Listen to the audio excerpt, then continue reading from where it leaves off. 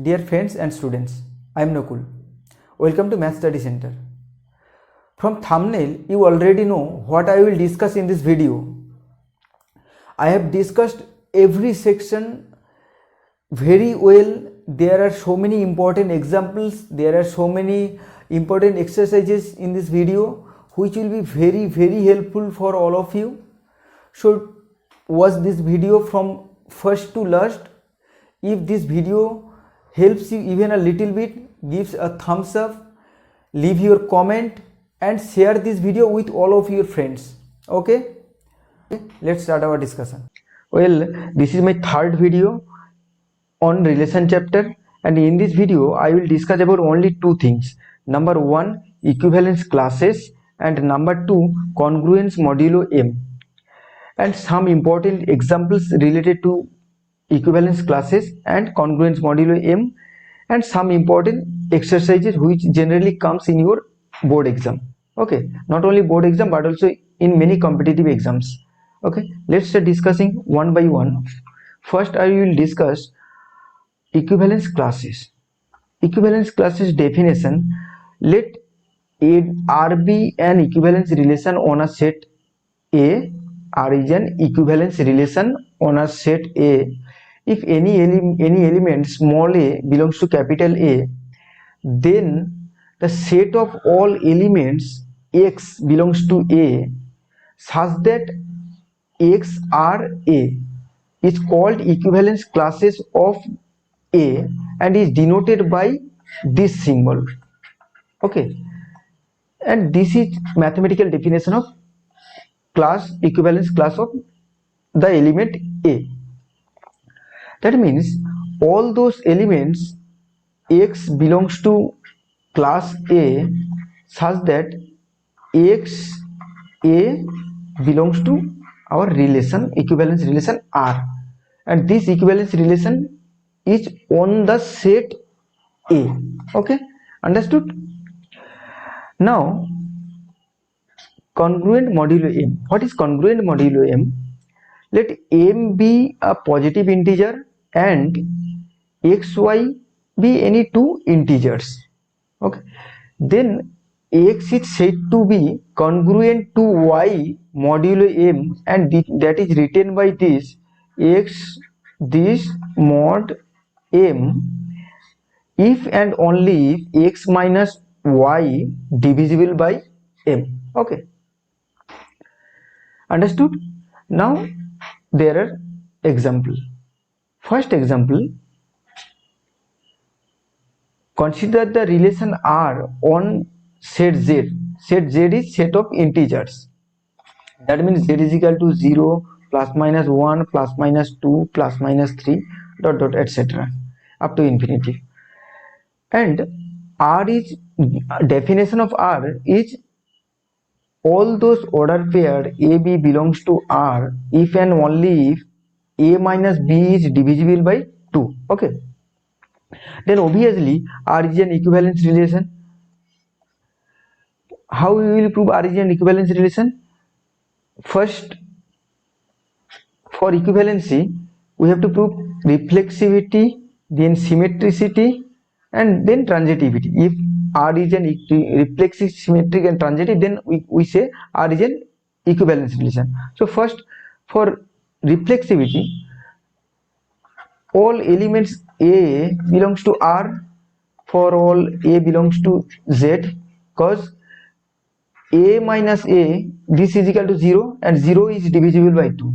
So all the elements A of all the order pair A belongs to R for all integer A. So R is a reflexive relation. For symmetricity, suppose any two elements AB belongs to Z and AB belongs to R. Suppose AB belongs to R. So AB belongs to R means A minus B divisible by 2 from definition of R. So if A minus B divisible by 2, so we can easily say B minus A obviously divisible by 2, and the quotient will be only minus sign. So R is an symmetric. If AB belongs to R this implies BA also belongs to R. So R is an symmetric relation. Now for transitivity, let any three elements A, B, C belongs to Z and AB belongs to R, BC belongs to R. Suppose these two conditions hold, AB belongs to R and BC belongs to R. So we, from the definition of R, A minus B divisible by 2, this is equal to suppose some number Q, and B minus C also divisible by 2, this suppose some number Q dash. So we can, if we add these two numbers A minus C, always this divisible by 2, because Q1 plus Q dash plus Q, those Q and Q are integer, so this is equal to something in some an integer Q3. Okay, so AC obviously it belongs to R, so R is an transitive relation. Okay, since R is an reflexive, symmetric and transitive, this is reflexive, this is symmetric and transitive, so R is an equivalence relation. Okay, since R is an equivalence relation, so we can have the class equivalence classes.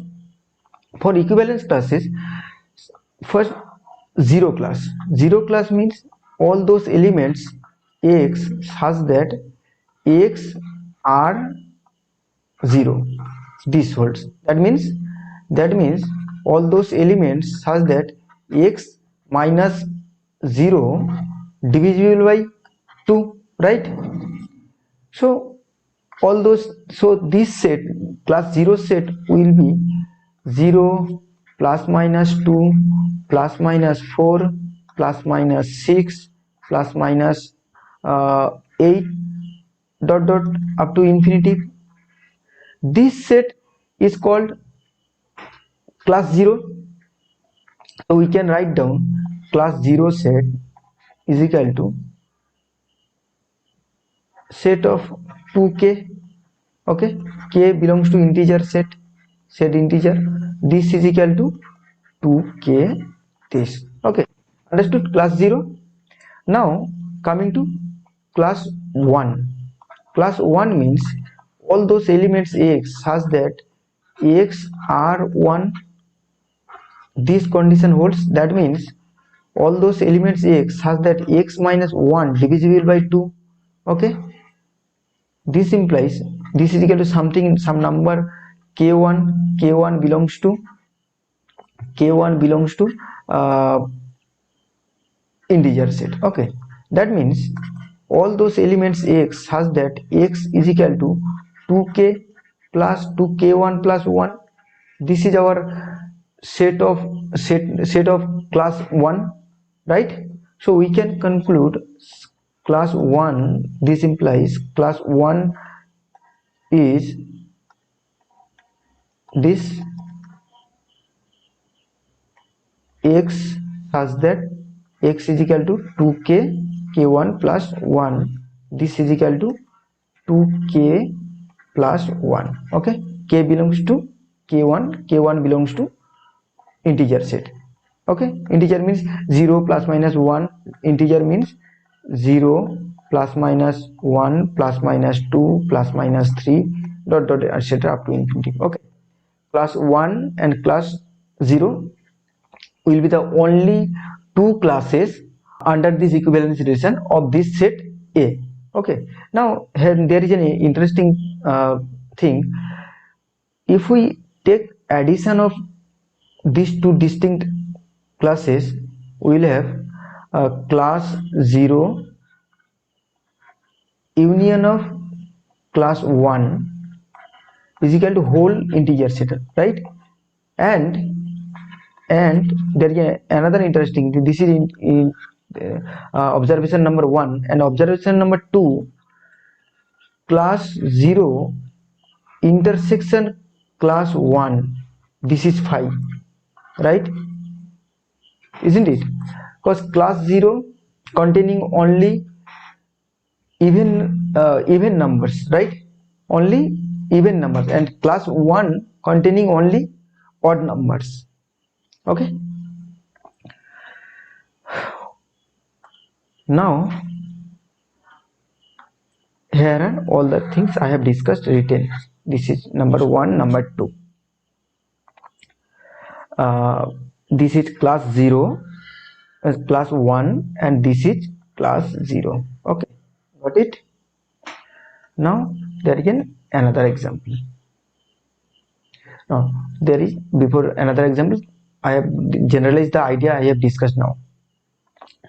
Let R be an equivalence relation on a set A, then R divides set A into mutually disjoint subsets AI called partition of A.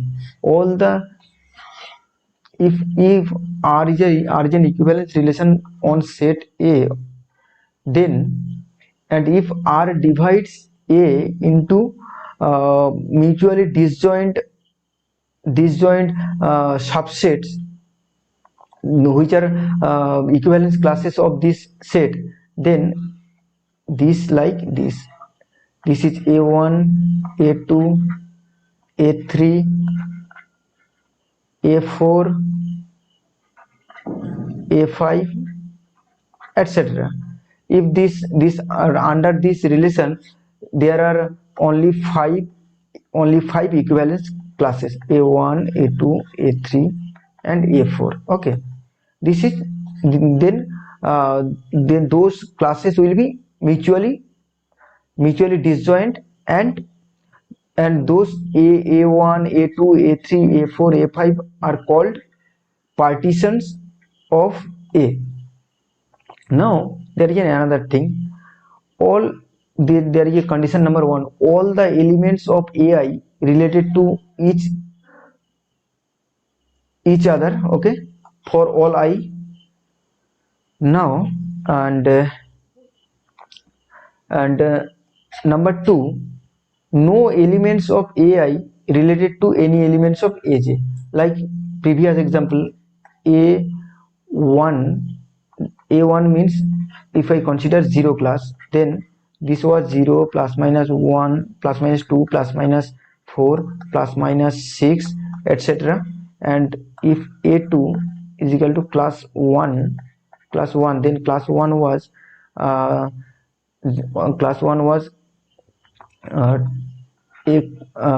2k k1 plus 1 such that k1 belongs to z. That means it was 1 plus minus 1 plus minus 3 plus minus 5 plus minus 7 plus minus 9, etc. So you can see that intersection of A1 and A2 is equal to 5. Okay, this is the generalized statement here, because here 1 not is equal to 2, this is I not is equal to j. Now third point, if a set R has I partitions, that means I equivalence classes, distinct equivalence classes, then sum of AI union of AI is equal to A. Then union of AI is equal to A. For example, in our previous example, if A1 and A2 are two classes of Z, of integer set Z, then A1 union of A2 is equal to Z, right? Okay, this is the similar example. Here definition of R is all those elements A, B belongs to R such that A minus B divisible by 3. It's similar, since in previous case A minus B was divisible by 2, so there are only two classes, 0 class and 1 class. In case here divisible by 3, so there are only 3 classes, 0 class, class 0, class 1 and class 2. Okay, similarly class here class 0 this, class 2 this, class 3 this. Okay, in a general sense, if there are if a minus b divisible by n belongs to natural number, then n belongs to natural number and n greater than is equal to 2, then there are equivalence classes 0, 1, 2, 3 up to n minus 1. Okay, and all those equivalence classes will be mutually disjoint of each other. Okay, now coming to some exercises. This is an similar type examples. Have a look. You will understand this problem easily. This is an easy problem. We have to find out the equivalence. We have to prove that the R is an equivalence relation. Then you have to find the equivalence class of this element. Okay, first reflexive, symmetric, and transitive. So R is an equivalence relation. So you have to find out the equivalence classes. This is the equivalence classes. You just go through this problem. You will easily understand it. Now there are two examples which are very important. This example has taken from Emil Agarwal, and this example has taken from also from Emil Agarwal. These are two important examples which generally comes in your board exam and in many competitive level examination. Okay, solve only these two problems. Okay, so dear friends and students, if this video helps you even a little bit, give a thumbs up, leave your comment and share this video with all of your friends. Okay, until next video, stay well, stay safe, tata.